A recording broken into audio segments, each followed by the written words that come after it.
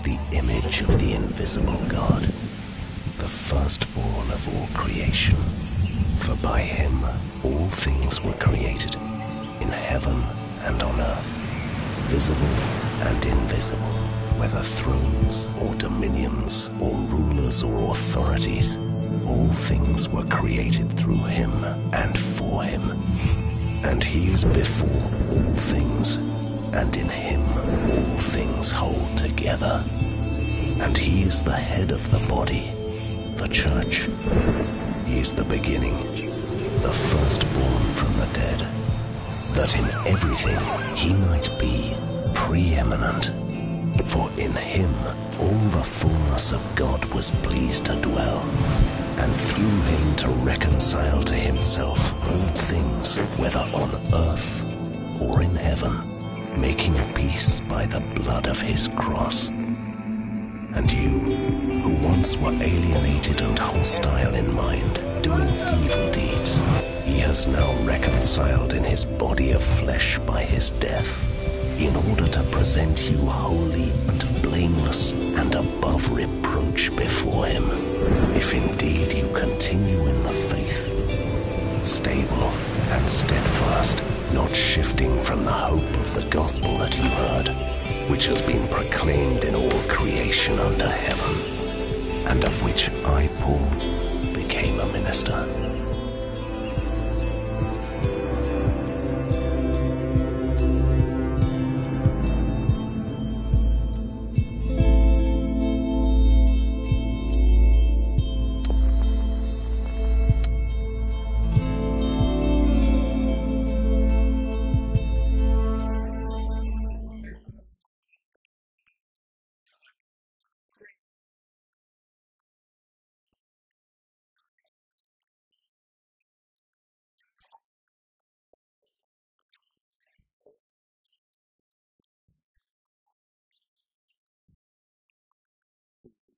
The London Institute for Contemporary Christianity was founded to address a particular opportunity for the church in this country and globally. And that opportunity was this.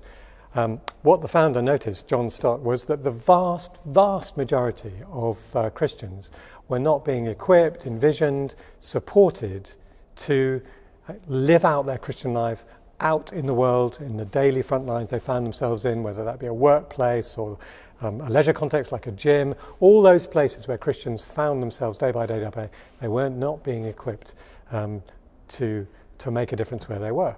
So that's what LICC was founded to do, and that's what we try to do, try to help people who are at a school gate, people who are in marketing, people who clean cars, people who fix cars, people who are secretaries, people who are factory workers, people who are farmers, work out and what does it mean to be fruitful where I am amongst the people that I meet every day who don't know Jesus. So that's the core of it. And so we also try to help church leaders help people do that. And all that we do, really, what we write, the DVDs, the websites, the weekly emails, all of that is focused on helping ordinary Christians, if you like, on their front lines to be fruitful for Christ.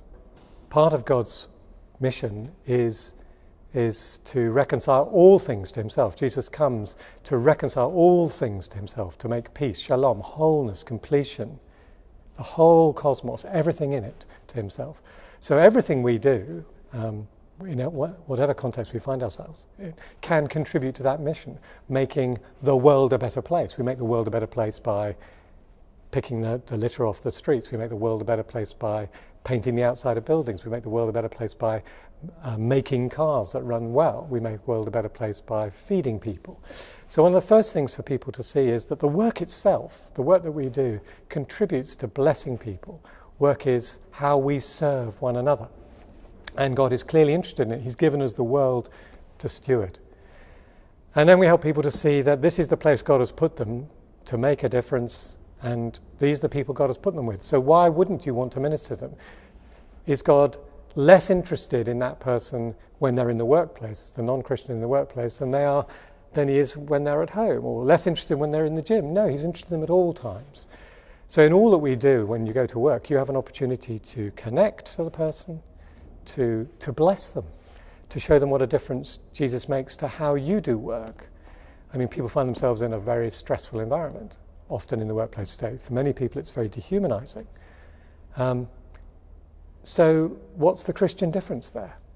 Well, the Christian difference might be something as simple as, well, actually, I'm less anxious. Why are you less anxious? Why do you seem to be so calm? Well, to tell the truth, I pray. And my home groups pray for me. They all know that this is a difficult time. They pray for me, and I find that helps me. Or, to tell the truth, I read my Bible every day, and I find that God speaks to me and gives me wisdom for the day. So, actually, we testify to who Jesus is by how we are in the workplace. We testify to him through doing good work in the power of the Spirit. We testify by ministering grace and love, which can mean not just doing the things we have to well, but doing things we don't have to for other people, going out of our way to be kind to people who perhaps are our rivals, to praise people who do good work regardless of whether they're competitors, to find out who the cleaner is, who cleans the office, if I'm an office worker at 5 o'clock in the morning, and leave them a note and say thank you. We minister grace and love, and we take the opportunities to talk about Jesus. And I think there are 3 ways we primarily encourage people to do that. And the first way is to bring a biblical perspective, bring our gospel perspective to the conversations that you have with people anyway. So, it's a lovely day. And the answer to that is not to then say, yes, it was like this on the day that I met Jesus for the first time. It might be something like, yes, it's a glorious day. I'm so grateful for days like this. Well, you haven't mentioned Jesus and you haven't mentioned God, but you've said you're grateful. To whom would you be grateful? It's just a way of thinking. A way of recognizing that there's another way of thinking. You might be talking about a film and bring a biblical perspective to that. Or you might be talking about the football and be talking about the ethics of paying people far too much money to do these things, or the ethics of not paying them enough given how much they generate for other people. And then the second way, so the first way is bringing a biblical perspective to whatever you're doing, to the work, to whatever you're talking about, to conversation. And the second way is bearing testimony to the difference that Jesus actually makes to you in the situations you find yourself in. How did you get that done? It seemed like it was an impossible task. Well, I have to tell you, it was an impossible task. And I personally, I'm sure you've been in situations where you look at your to-do list in a day and you think, I can't possibly get this done. And I can remember praying, and this was in advertising, I still pray. I'm in so-called Christian paid work. And I can remember looking at this and thinking, I can't get this all done, I pray. And every time I called somebody, they were at the end of the phone. That never happens. Every time I got into the lift, the person I needed to see was actually right there. The day seemed to go. Now, it doesn't always go like that. But we give testimony to that kind of thing. And then thirdly, there's the opportunity to directly communicate the gospel. And those come. Not as often as many of us would like, but they do come. And the more I think we are aware of how God is with us in the workplace, the more we have eyes to see that he might be working in this person, or that he wants us to particularly focus on this aspect of the organisation to make it, to improve the organisation, or whatever it might be. The more that we see God at work, the more testimony we have, and the more excited we are.